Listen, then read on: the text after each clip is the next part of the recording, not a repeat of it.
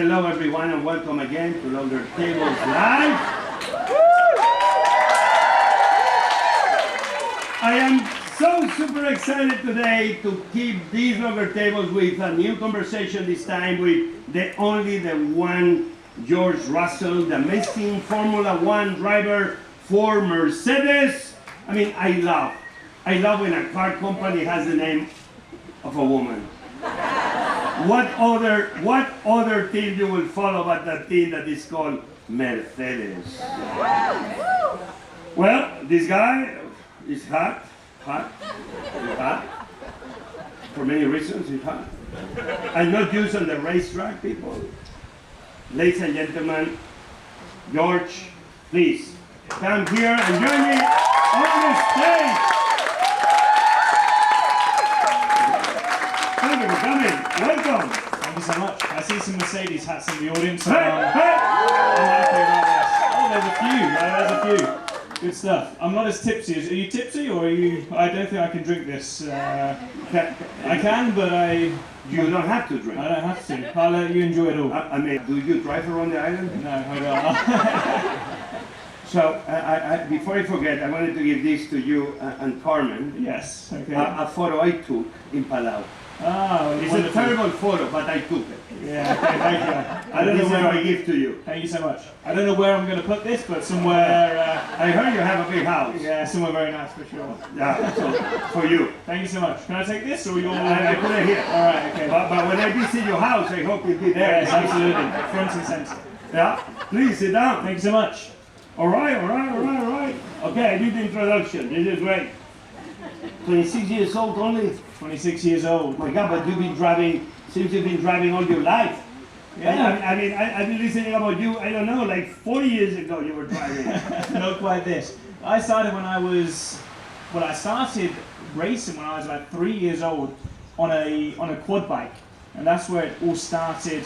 And then I started go-karting when I was 7 years old. My brother, who still claims he's a better driver than me and better looking than me, was sort of my hero growing up, and I always used to follow him around. How much older is he? He's 10 years older than me. So when I was a young kid, starting go-karting at 7, he was my idol. And then he went to university, discovered alcohol and women, and things changed slightly in his career, and then it gave me the opportunity with my parents to proceed. What is the number you have in your car? Number 63. And the 63 has a lot to do with your brother. Yeah, with my brother. Yeah, that was just his number, so there was no real meaning behind this. It was a number that he liked, and I just carried it through. Well, was not this like one of the early cars you began driving or something like that? Yeah, that was the very first go-kart he had was number 63. So that was always his number, and then just followed through when I started in Formula 1. So, yeah. Unbelievable. Where are you from? You're Spanish, right? Hello. Hello, yeah. I mean, my girlfriend's Spanish, but you guys have got very different accents, so I wasn't sure if it was Mexican or... I see her. She's hiding. Her name is Carmen Montero. Yeah, hi, Carmen. If I'm right, you met in 2020? 2020. You know a lot about my history. Sorry, but it's all in Wikipedia, but you meet in the middle of the pandemic. That's cool. We did. No, just at the beginning. So we met in February, and I went off to Australia in March, and that is exactly when the pandemic really hit. And the race got cancelled. We didn't know if we were going to get stuck in Australia. She was in London at the time. She went back home to Spain. So we didn't see each other for another 2 months until she came over to my parents' house. So the first time that she sort of met my parents, it was for 6 weeks straight. So it was pretty much like straight in there, do or die. But fortunately, 5 years later, it's still it's going well. So I guess Giorgio and I, we share that your girlfriend is from Jerez de la Frontera. Indeed. That's the province of Cádiz in the south of Spain. Andalusia. Your accent is not bad. That's all I know. I don't speak Spanish, unfortunately. No, not yet. Not yet. Okay, that was a joke. You're supposed to laugh. But my wife is from Algeciras. Also Cádiz. Also Andalusia. A lot in common we have then. I'm so sorry. The woman from Cádiz, oof. And the drink we have, do we have a drink coming? So the drink we have is in honor of my wife and in honor of Carmen, his girlfriend.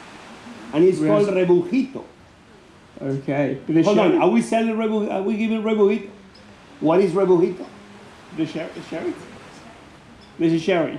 It's the sherry with Sprite that the people in La Feria, this celebration that happens in Jerez de la Frontera every April, because people are partying all night and all day for a week, and everybody drinks sherry.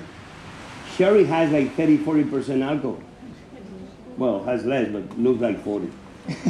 If you only drink sherry.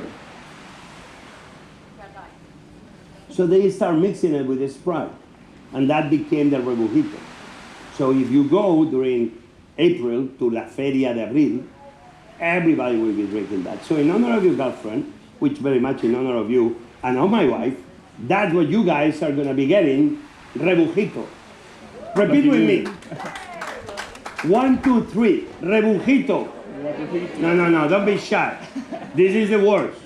This is like changing tires after a stop. We need to do it at the same time. The word is Rebujito. 1, 2, 3. Rebujito. Shit, we did good. That was good. Very good, very good. I mean, this was a very quick change of tires. A very, very quick change of tires, that was. Like quick, like. Very quick, very good, very good. I was nervous to say this because my pronunciation is not quite good, but I think it was okay. So listen, one of the things that got me amazed about you and your story, you know, we are all looking for a career path. He's already a very young, talented car driver, winning championships, and he's barely in diapers. And he's trying to get, obviously, his work being hired by Mercedes on the junior team. And he goes and presents to the principal of Mercedes, Toto Wolff, something to convince him that he was the right guy for Mercedes to hire. You know what he does? He does a PowerPoint. And It's shows true, the it's PowerPoint to Toto. Okay, I want to know what was in that PowerPoint, because it blows my mind that the guy that already is an amazing driver, even I'm sure his competition, that's a PowerPoint to convince the guy making the decision, I am the right guy. What was on that PowerPoint? They're the top secrets. I can't give those away, you know. But I just felt, you know, Formula 1 is so tricky to get to because it's the top 20 drivers in the world, and you would only have 1 or 2 drivers entering per year. When you compare with, you know, tennis or football, if you're not on top of your game when you're 18 or 19, maybe you're there when you're 21 or 22 and you can make your way into the top 20, or in football you can make your way into the first team. But in Formula 1 you've got this one chance, and between 18 and 22, that is the time you need to make that jump, make that step, and if you miss your chance, it's basically over. So I knew Toto would always be getting drivers, emailing him, calling him, saying why they're the next best thing. But I wanted to do something different, that he came away sort of, you know, not forgetting me. And I just felt, you know what, a PowerPoint presentation, he'll probably remember that. So fortunately, you know, 8 years later, he still does. But I only want to know what was in one of those slides in the PowerPoint. What do you put? I am the faster guy, and you know it? Yes, exactly. That was page 1, to be honest. That was page 1, then page 2, you know, photo of myself with, thank you so much. Is everybody getting one? Thank you, Therese. This looks very, I mean, my girlfriend and her friend, they normally just drink the sherry straight, so they're true Andalusians, you know, but... Is it got alcohol in?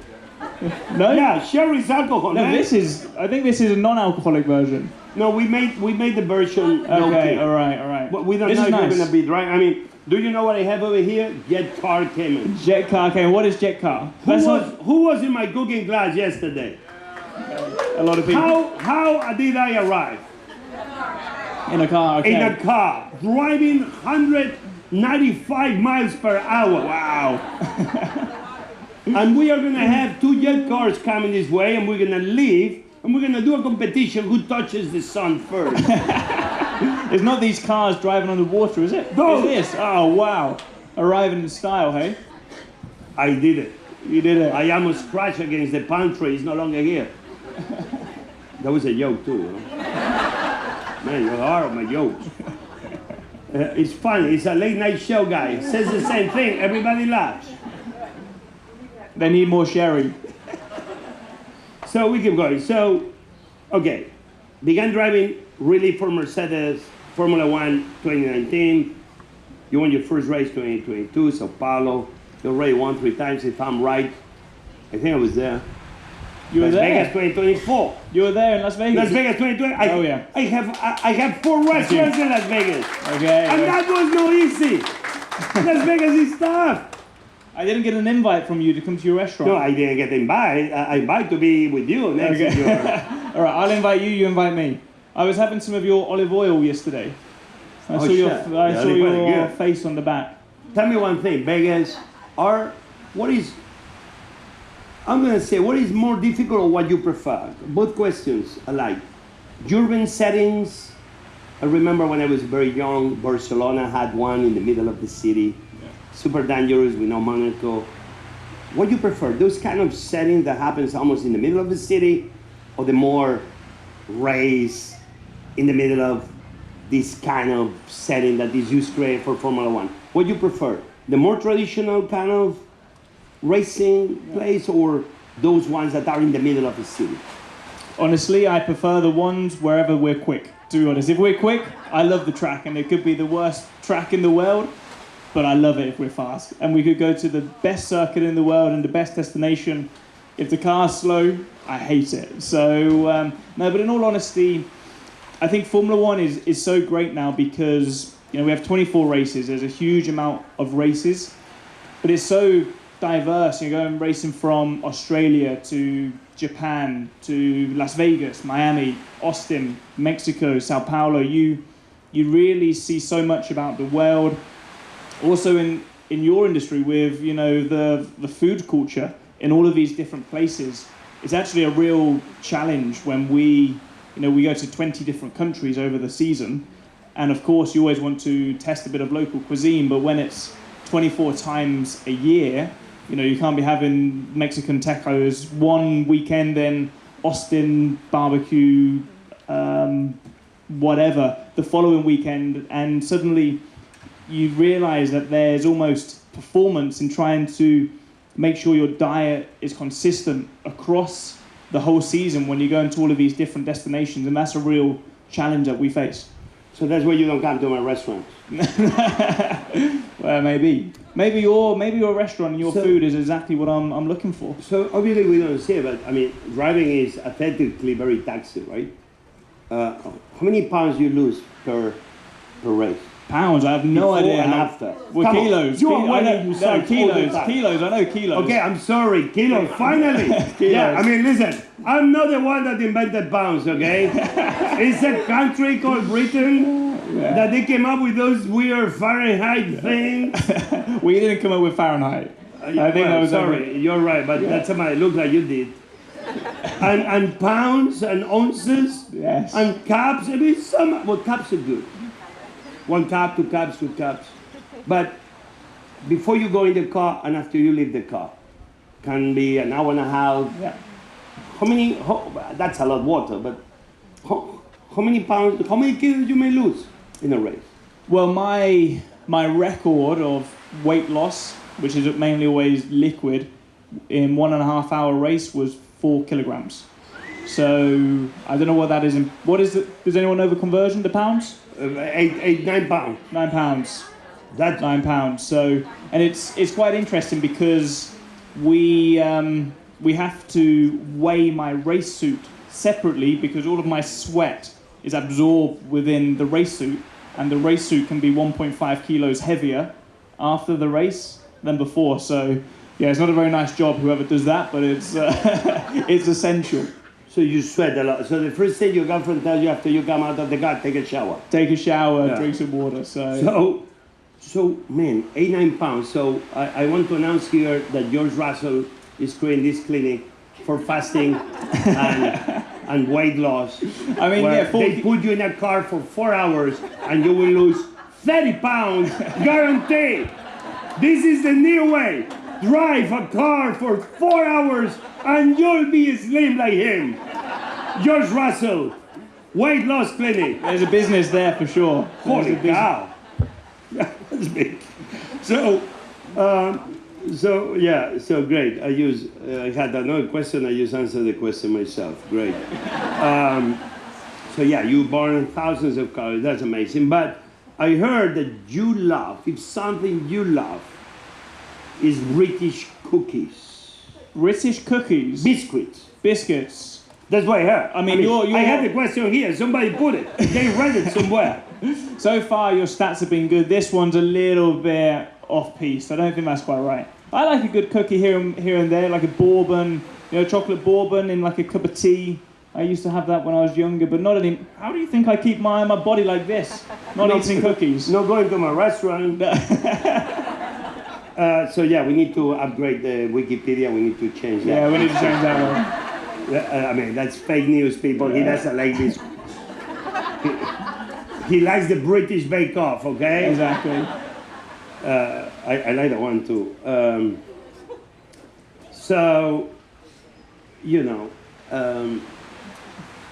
I want you to tell us a story about at the Spanish Grand Prix.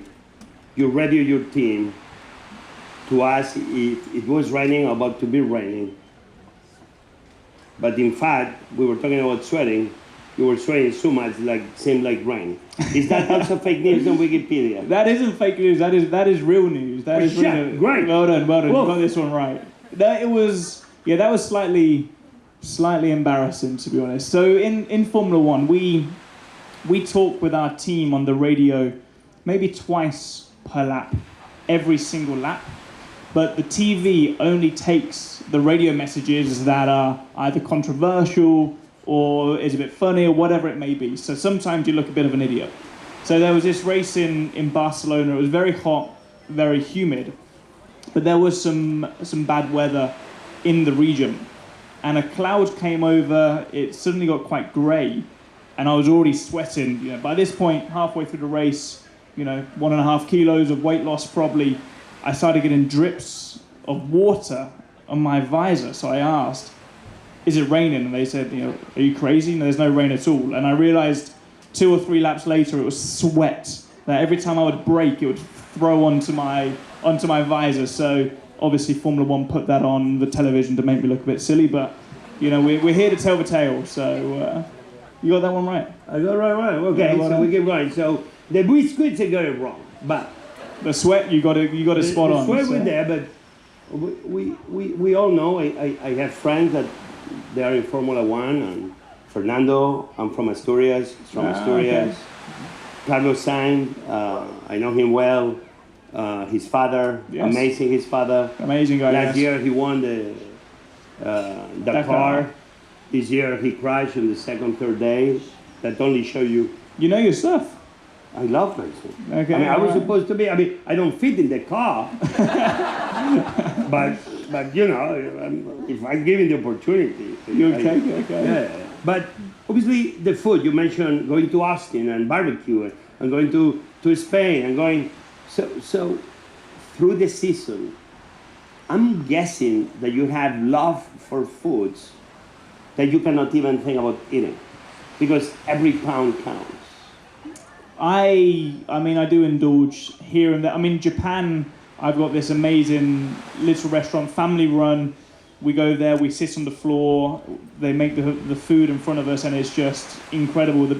Probably the best meal I've ever had in my life, and we go there every single year. Nobody speaks English, but we point at the photos and we somehow get some good food. But I have to change my diet quite a lot during the race weekend, because when we're racing, you're strapped into the cockpit. So we've got the belts across our weights, through our crotch and over our shoulders. And when you're going through a corner 180 miles an hour, everything is moving around, including everything in your stomach. So when I first started, I used to have, some porridge in the morning, quite a big breakfast, and having, my first Formula 1 race, going through corners at 180 miles an hour, porridge for breakfast was not a good idea. So I actually have very simple carbs on race day. So I actually just have, cornflakes. So I'd have some plain pasta, white plain pasta before a race, just things that are very easy to digest. But then after the race, depending if it's a race we've lost 4 kilos and super physical, or something slightly easier, we're always changing the diet based on what is required in the moment. Plain pasta. Yeah, you're straight. Porridge. Do you understand the sacrifices that these has to do to be a Formula 1 racer? But I'm going to tell you, food can open you the door to the most difficult places. 2023, I'm in Las Vegas. Or I'm in Dubai, I forgot. I think I was in Las Vegas. And I'm trying to get to the Ferrari, but you go there and say, hey, they didn't give me a ticket, they didn't have the pass. Hey, Carlos Sainz, my friend. I'm like, yeah, you're another one. But guess what I had with me? 1 kilo of white truffles. Huh, no problem, I didn't need an ID anymore. I got in. Before you know, after the race, I was sharing truffles to everybody, all the mechanics, all the engineers, Carlos' father. So yeah, you want to get into one of the teams, bring white truffles. Buys you your ticket in. Yeah. If you try this with an English team, I don't think you get very far, to be honest. So I can bring you, I don't know. Fish and chips. Fish and chips? Yeah. You don't like white truffles? Yeah. I like white truffles. Yeah. Next time I cook for you white truffles. We're getting together here soon. So, I love to talk obviously about food, but here,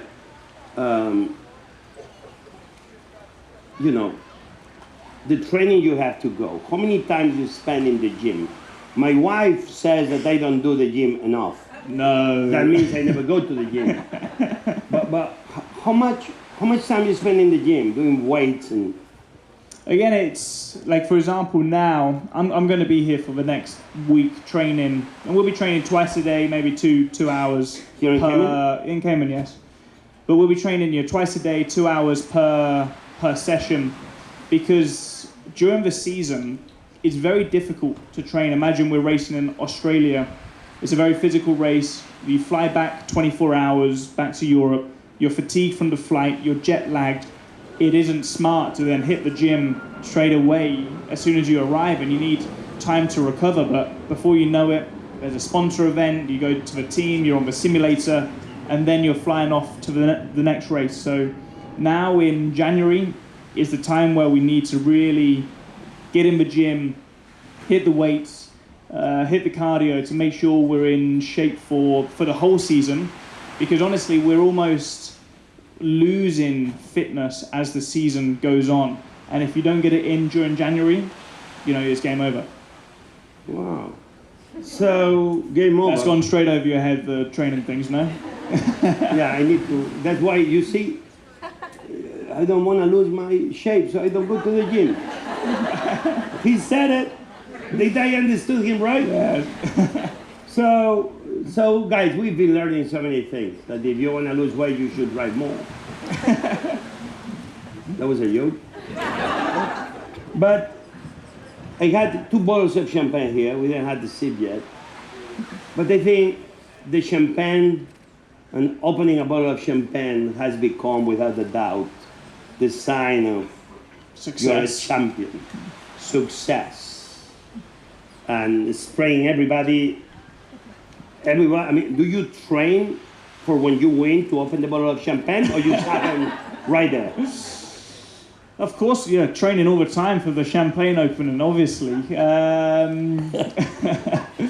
Like sometimes when we race, they don't put champagne, it's like sparkling water, in the Middle East, where out in some countries alcohol isn't available, so you have the sparkling water, which It's not quite the same spraying effect, you know, it's just a little dribble and you look a bit Are silly. you telling me we have fake news when we see the champagne exploding in those countries? Oh my God. But no, there's no real...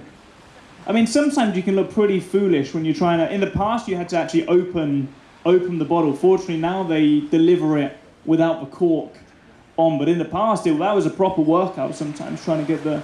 I didn't quite have the technique there, but, you know, a few victories afterwards, you know, you learn how to do it properly.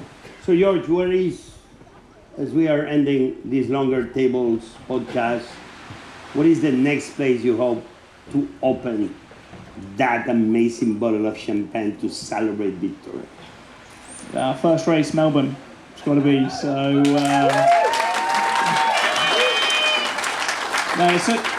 now it's such an exciting time of the season because you're going into the unknown. The team, we have 2,000 people work for Mercedes, developing this car, and the excitement, the motivation of everybody, because you start from scratch. Everybody starts from zero, and you're just so motivated to get into this new season, to take the fight to everybody else and fight for victory. And I love competition. You know, driving a Formula 1 car is just awesome, but actually the competition part of it is what makes it so special, and I just can't wait for it. During the pandemic, I read that you were racing online with fellow Formula 1 drivers. Indeed, yeah. How was that? I didn't got the invitation. No.